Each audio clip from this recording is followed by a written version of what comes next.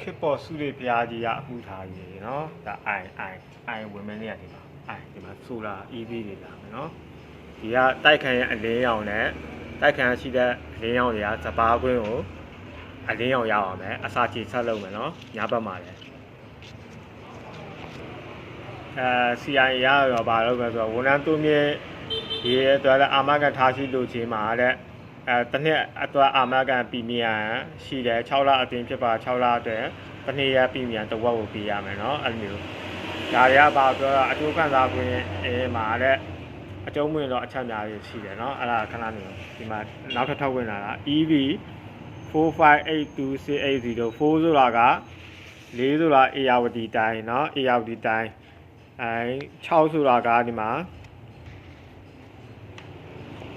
6ဆိုတာကတာယာဝတီเนาะတာယာဝတီကလာမယ်တာယာဝတီကဆိုစုကရေတီးတွေเนาะစုကရေတီးတွေဒီဟင်းလာကျုံပေါ်မှာဖြောပြတယ်เนาะ EV ဆိုတာလက်စစ် engineer เนาะနှစ်ဆိုတာလက်စစ်နဲ့ဆိုင်တာ